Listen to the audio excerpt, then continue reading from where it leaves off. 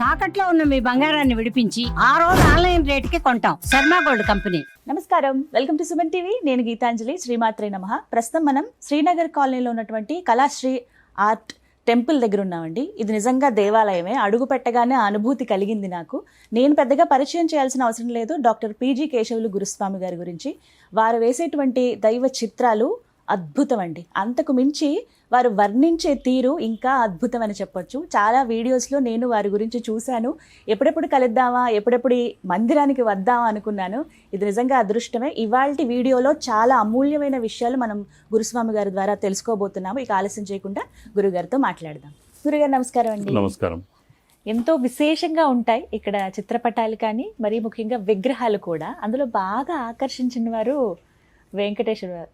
అంటే రాగానే చిరునవ్వులు చిందిస్తూ పలకరించారు మమ్మల్ని. మరి ఏంటంటే విశేషం అసలు వివరిస్తారా? చాలా అద్భుతంగా ఉంది. ఖచ్చితంగా ఏదో అంతరార్థం ఉండే ఉంటుంది మీరు ఈ విధంగా ఉంచారంటే. మరి తెలియచేయండి. ముఖ్యంగా అందరికీ అనంతమైన సంపదను పొందాలనే ఆశ ప్రతి ఒక్కరిలో ఉంటుంది. అత్యధికంగా ధనికులు అవ్వాలి, మనమే రాణించాలి, అన్నింటో మనం రాజులాగా ఉండాలి అనుకుంటుంటాం. ప్రపంచంలో అత్యధికమైన సంపద, అనంత సంపద ఎక్కడుందయ్యా అంటే ఒకటి తిరువనంతపురం అనంత పద్మనాభ స్వామి ఆలయంలో ఉంది. విలువ కట్టలేని అనంత సంపద. ధనికుడైన స్వామి. ఆ తర్వాత మరొక రెండవ ప్రాంతము ఎక్కడుందంటే తిరుమల కొండ. అనంతమైన సంపద వస్తూనే ఉంటుంది. ఆగని ప్రవాహం, ధన ప్రవాహం. అటువంటి యంత్రమును ఆదిశంకరాచార్యులు జనధనాకర్షణ యంత్రమును లిఖించడం జరిగింది. తిరుమలలో మంత్రపూర్వకంగా, తంత్రపూర్వకంగా, యంత్రపూర్వకంగా లిఖించడం జరిగింది. అటువంటి తిరుమల కొండ పైన ఉన్న విగ్రహం ఏంటంటే, నా ఆరాధనలో, నా పరిశోధనలో నేను అక్కడ కొంగనార్ సిద్ధ యోగా చిన్న వయసులో 9 ఏళ్ల వయసులో సాధన చేసుకుంటూ అక్కడ రాజలక్ష్మి అమ్మవారు మా గురుమాత ఆ లావిటేషన్ చేసేవారు. 3 అడుగులు హైటు, గాలిలో పద్మాసనంలో లేచి, ఇప్పుడు ఆమె జీవ సమాధి అక్కడే ఉంది. ఒక ఆలయం కూడా నిర్మాణం చేశారు. మాకు చిన్న వయసులో చిత్తూరు నుండి సైకిల్లో వెళ్ళిపోయేవాళ్ళం. మా గురువు గారు సైకిలే, బస్సుల్లో కాకుండా సైకిల్లోనే తీసుకెళ్ళాలి అనేవారు. అప్పుడే దేహబలం ఉంటుంది అంటూ ఆయన భూసమాధి యోగాలో ఉండేవారు. 9 రోజులు ఆయన్ని మేమే దగ్గరుండి ఒక 9 అడుగుల గొయ్యి తీసి అందులో కూర్చోబెట్టి దర్భాసనం పైన పద్మాసనంలో కూర్చున్న తర్వాత ఓ ట్రాక్టర్ మట్టి నింపేసేవాళ్ళం పైన రేకులు వేసి. ఆ తర్వాత 9 రోజుల వరకు బిక్కుబిక్కుమంటూ ఆయన ఏమైనదో, ఎలా ఉన్నాడో 9 రోజులు అనుకుంటూ ఇలా గడిపేవాళ్ళం. ఒక్కొక్క నిమిషం ఒక్కొక్క యుగంలాగా అనిపించేది.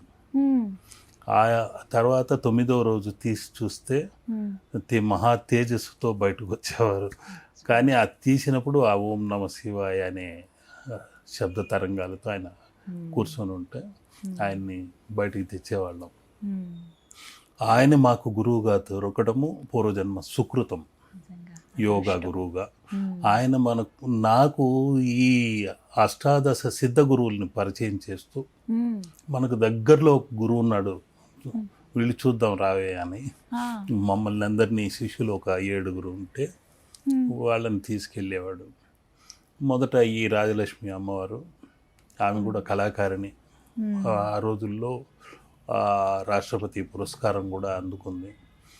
అటువంటి ఆమె హఠాత్తుగా ఈ యోగ విద్యలోకి ప్రవేశించి అందులో లావిటేషన్, గాలిలోకి తేలటము, జలస్తంభనము, అగ్నిస్తంభనము, వాయుస్తంభనము, ఇవన్నీ దీనిలోనే ఆ క్రియా యోగాలోనే ఉన్నారు. అటువంటి దీనిలో నేను ఆసక్తి ఎక్కువ చూపించాను. ఆ రోజుల్లో కాస్త మంత్రతంత్రాలంటే చాలా విచిత్రంగా అనిపించేవి. ఆ తర్వాత అక్కడి కొండపైనే తిరుమల క్షేత్రం పైన మమ్మల్ని తీసుకెళ్ళటము, అక్కడుండే విగ్రహం సాలగ్రామ విగ్రహం అని చెప్పటము. ఈ సాలగ్రామ విగ్రహం ఎక్కడైతే ఉంటుందో అక్కడ అనంతమైన సంపద ఉంటుంది అని ఆయన కొద్దిసేపు ధ్యానం చేసి అక్కడున్న సమాధి స్థితిలో ఉన్న సజీవ సమాధి అయిన కొంగనార్ ఆకాశ తత్వానికి సంబంధించిన ఆ మహాయోగిని ధ్యానించి ఆ కొంగనార్ సిద్ధ అనుగ్రహం తీసుకోవాలని 3 రోజులు అక్కడే ఆ యోగా సాధనలోనే ఉండేవారు. అక్కడి నుండి దగ్గరే నారాయణవనం అని ఉంది. అక్కడ సొరకాయల స్వామి ఆ తాతగారు, మా తాతగారు, ఆయనకు అప్పుడు అప్పు పడ్డాను, ఇంకా తీర్చలేకపోయాను. ఆ కుబేరుడు వడ్డీ కాసుల్లాగా అది గడుస్తూనే ఉంది. ఆయన చిత్రం అప్పుడు మొక్కుబడిగా నేను తీసుకొచ్చి ఆ నారాయణవనంలో ఆ సొరకాయల తాత దగ్గర పెడతానని మొక్కుకున్నా కానీ ఇంకా తీర్చలేదు. మొన్న ఆయనకు కోపం వచ్చింది, నవపాషాణంలో విగ్రహం చేస్తున్నావు, నా విగ్రహం ఎప్పుడు ప్రారంభిస్తామని అక్కడి నుండి శిష్యులతో 2 సార్లు ఆ చిత్రాన్ని పంపించాడు కూడా. ఆ విధంగా ఆయన అక్కడ సాధన చేసుకునేవాళ్ళం. అప్పుడు ఆయన వివరించింది ఏంటంటే, మా గురువు గారు చెప్పింది, సాలగ్రామ విగ్రహం ఎక్కడైతే ఉంటుందో అక్కడ అనంతమైన లక్ష్మీ కటాక్షం కూడా ఉంటుంది. ఆ సాలగ్రామ విగ్రహం నువ్వు ఎప్పుడైనా చేయగలిగితే చేయవయ్యా అని ఆశీర్వదించేవాడు. నాకు చిన్న వయసులో ఈ గణపతి పండుగలు ఎందుకు వచ్చాయి కానీ ఆ విగ్రహాన్ని చేసేవాడిని ఇంట్లో. నేనే బంకమట్టితో చేసేవాడిని. అందులో క్లే మోడలింగ్లో కూడా దాంట్లోనే డిప్లొమా ఉంది. అది ఆ విగ్రహాలని చేసి అలంకరించి మేము పూజించుకునేవాళ్ళం. మెల్లమెల్లగా సాధనలో ఉంటున్నప్పుడు ఒక విగ్రహాన్ని నీకు వీలైతే అలాంటివి చేసి పెట్టు అనేవాడు. అది భోగర్ గురించి అప్పుడు ఆయన విశేషంగా తెలిపేవాడు. మా నాన్నగారు కూడా సిద్ధయోగాలో ఆ సిద్ధుల వెనకే 16 ఏళ్ళు ఉన్నాడు సాధనలో. ఆ పళని కొండపైకి తీసుకెళ్ళినప్పుడు అక్కడ ఆ సిద్ధయోగి భోగర్ అని ఉన్నారు, నవపాషాణాలతో చేశారు. ఆ విగ్రహాన్ని ఎవరు ఇంతవరకు చేయలేదు. నువ్వు కానీ అది కనుక సాధించగలిగితే, ఆ నవపాషాణ విద్య కైవసం చేసుకోగలిగితే అద్భుతమైన ఫలితాలు వస్తాయి. నీకు ధన సంపాదన కావాలని కోరుకో, లోక కళ్యాణం కోసం చేయాలి. అటువంటి నవపాషాణ విగ్రహం కానీ సాలగ్రామ విగ్రహం కానీ చేయవయ్యా అని అప్పుడు ఆశీర్వదిస్తే, ఈ 20 ఏళ్ల నుండి చేస్తున్నా కానీ ఎడతెగని జరుగుతూనే ఉంది క్రియ. అది దానిలో ఎన్నెన్ని దొరికాయో, ఎన్నెన్ని ధాతువులు దొరికాయో అన్నీ పొందుపరిచా. కానీ సాలగ్రామాలు కావాలి, ఒరిజినల్ కావాలి, అది తీసుకురావాలంటే నేపాల్కి వెళ్ళాలి, గండకి నదిలోకి వెళ్ళాలి, అవన్నీ మోసుకురావాలి. ఇవన్నీ అనుకోకుండా జరిగిన తలంపు అలాగే ఉంది. చేయాలనుకుంటున్నాను, వెళ్ళలేకపోతున్నాను అని ఇక్కడున్న చండి చాముండేశ్వరి అమ్మవారు తానుగా వెలిసింది. ఇంకొక కార్యక్రమంలో వివరిస్తాను. ఈ అమ్మవారు ఏంటంటే అనేక మందికి ఆశీస్సులు అందజేసింది కాకుండా నాకు కూడా ఒక రకంగా ఆశీస్సులు అందజేసింది. అమ్మ, నేను గండకి నదికి వెళ్ళలేను, నాకు వచ్చిరాని హిందీలో మాట్లాడి నేను గందరగోళం ఎక్కడేదో ఇబ్బందులు పడే కంటే ఏదైనా విగ్రహము ఒక్క సాలగ్రామం మాత్రం పెట్టి విగ్రహం చేసి పెడతాను నేను కడుతున్న ధ్యాన మందిరంలో అని మొక్కుకున్న వెంటనే సరిగ్గా 5 రోజులకే ఒక ఆజానుబాహు 7 అడుగుల హైట్ ఉంటాడు, ఒక వెంకటేశ్వర స్వామి తిరునామము పెట్టుకొని ఎర్రటి వర్ణంలో వస్తే ఎలా ఉంటాడో ఆ విధంగా వచ్చి లోపలికి వచ్చాడు. జై మాతాజీ అంటూ వచ్చాడు. గంభీరమైన స్వరము, ఆజానుబాహు, ఎవరో వెంకటేశ్వరుడే వచ్చాడు అనిపించేంతగా ఉన్నాడు. గండకీ నది, నేపాల్ నుండి వస్తున్నాను, గండకీ నది నుండి వస్తున్నాను, లేలో లేలో అన్నాడు. ఏంటి లేలో అనేది ఏంటది? ఆటోలో నుండి గన్ని బ్యాగుల్లో, చిన్న చిన్న గన్ని బ్యాగుల్లో తీసుకొచ్చి ఓపెన్ చేశాడు. చూస్తే అందులో మొత్తం ఒక అనాటమిక్ విగ్రహానికి కావలసిన సాలగ్రామాలన్నీ ఉన్నాయి. ఒళ్ళు జలధరించింది. ఏంటిది, మనం గండకి నదికి వెళ్ళాలి, తీసుకురావాలనుకుంటే ఏం తీసుకొచ్చాడేంటి అనుకున్నా. ఎవరు నా అడ్రస్ ఇచ్చారు, నా ఫోన్ నెంబర్ ఎలా తెలుసు, నువ్వు ఈ ఫోన్ కూడా చేయలేదు, హఠాత్తుగా వచ్చేసావు, మాతాజీ ఆజ్ఞ అయింది, లేలో ఎంత ఉంటే అంత ఇవ్వు అన్నాడు. అంతే, అయిపోయింది. నేను తమాషాగా 10,000 ఉందన్న, అక్కడ నుండి రావటానికే ఖర్చులు 10,000 పైన. అటువంటిది 10,000 ఉందన్న, మాతాజీ ఆజ్ఞ అయింది, ఇచ్చేసి దాన్ని తీసుకున్నాడు, వెళ్ళిపోయాడు. ఒక్క విగ్రహానికి కావాల్సింది హార్ట్ చక్ర కానివ్వండి, థ్రోట్ చక్ర కానివ్వండి, క్రౌన్ చక్ర కానివ్వండి, అన్నిటికీ కావాల్సిన వర్ణాల్లో దానిలో సిల్వర్ కలర్తో ఉన్న కొన్ని సాలగ్రామాలు, బంగారు పూత పూసినట్లు కొన్ని దొరికాయి. ఈ చెవుల్లాగా ఉన్నవి రెండు ఉన్నాయి. ఇది ఒక శిశురాలకు వివరించి చెప్పా, అమ్మ ఈ చెవులు ఏంటండి ఇదేదో విచిత్రంగా ఉంది అంటే, సాలగ్రామాలు అమ్మవారు పంపింది లోక కళ్యాణం కోసం, ఆ విగ్రహ సాధన కోసం అడిగితే వచ్చి దింపేసిందమ్మా, నేను కొనింది కాదు, ఎవరో తెచ్చి దింపారు, అతను ఏదో ఎంత ఉంటే అంత అన్నాడు, 10,000 ఇచ్చాను, సంతోషంగా జై మాతాజీ అంటూ వెళ్ళిపోయాడు. ఎందుకు వచ్చాడో ఏంటో అర్థం కాలేదు. నాకు ఇది కావాలి అని కూడా ఎవరిని అడగలేదు, విచిత్రంగా జరిగింది అని. గురువుగారు ఏమనుకోనంటే, మీకు ఒక విషయం చెప్తాను. నా నక్షత్రం శ్రవణ నక్షత్రం. ఆ చెవులు తీసి నాకు ఇవ్వగలరా? అదేంటమ్మా సడన్ గా ఇంత విని అమ్మవారు పంపించింది లోక కళ్యాణం కోసం చేస్తున్నానంటే, అదే చెవులు అడుగుతున్నారండి. బయట BMW కారు ఉంది, అది తీసుకోండి, ఇస్తే నేను ఆ కారు ఇచ్చేస్తాను. అవన్నీ ఆ విధంగా అడగద్దమ్మా, అమ్మవారు నీ రూపంలో వచ్చి అగ్ని పరీక్ష పెడుతుంది. నేను అలాంటి ధనాసుకు వెళ్ళి ఎలా ఉంటే ఇంకొక రకంగా విరాళాలు తీసుకొని టెంపుల్ కట్టేవాడిని.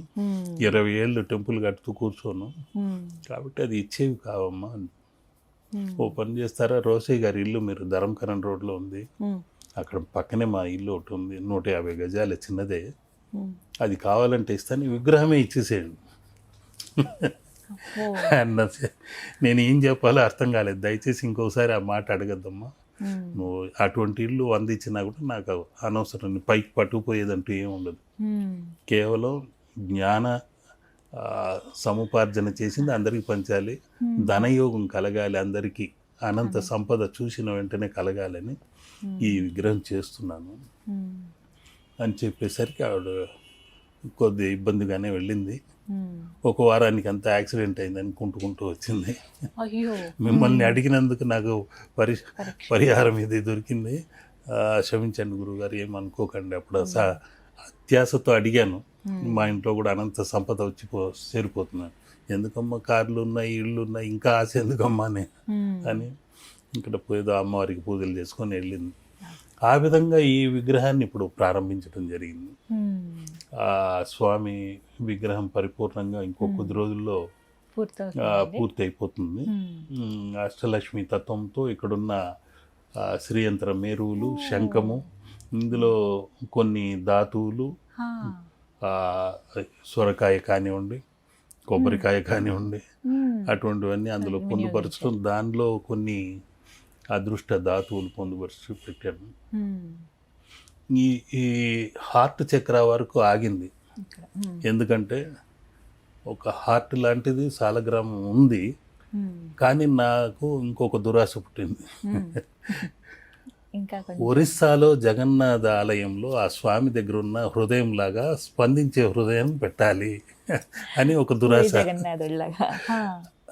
ఇప్పటికే అది ఆ హృదయ స్పందన ఉన్న హార్ట్, అటువంటిది హృదయం ఈయనకి ఎలాగైనా పెట్టాలి అని పోరాడాను. పోరాడితే ఇది ఆకాశతత్వమైన కైలాస వర్గం, రుద్రభాగం అంటాం, ఇది వక్షస్థలము, విష్ణు గ్రంథి అంటాము, ఇది బ్రహ్మ గ్రంథి, నడుము. ఇంకా చేయాల్సింది చాలా ఉంది. అనేక మంది పీఠాధిపతులు, యాదమ్మ అనే ఆమె 108 ఏళ్ళ 107 ఏళ్ళు ఆమె కూడా వచ్చి పూజలు చేసి వెళ్ళారు. అదేవిధంగా నా 108 ఏళ్ళ ఇంకొక హిమాలయ స్వామి కూడా వచ్చి పూజలు చేసి వెళ్ళారు. చివరికి 98 ఏళ్ళ స్వామి నవపాషాణ విగ్రహారాధనలోనే జీవితం అంతా గడిపిన ఒక స్వామి పళని కొండపై నుండి నేను పిలవకనే వచ్చాడు. ఏ విధంగా ఆదేశమైందో, మీరు చేస్తున్న నవపాషాణ విగ్రహం చూడాలని వచ్చాను అని చెప్పటము జరిగి, ఆయన సుబ్రహ్మణ్య స్వామినే మొక్కుతాడు అనుకున్నా, కానీ ఇది చూసిన వెంటనే ఎందుకు ఆకర్షితుడై దీనిలో ఏదో విశేషం ఉంది అనిపిస్తుంది, చెప్పండి అన్నాడు. ఈ హృదయ స్థానంలో దక్షిణావృత శంఖం పెట్టి ప్రతిష్ఠ చేసి వెళ్ళిపోయాడు. వారు పెట్టిందే. ఆ హృదయ స్థానంలో ఇంకొక 108 సంవత్సరంలో ఉన్న మరొక శంఖాన్ని కూడా ఒకటి అమర్చి దానిలో నిత్యం ఓంకారం ప్రతిధ్వనించేలాగా హృదయ స్థానంలో పెట్టి ఆ స్వామిని తీర్చిదిద్దాలని ప్రయత్నం. ఎన్ని అడుగుల్లో చేద్దాం అనుకుంటున్నారు మీరు, మీ సంకల్పం?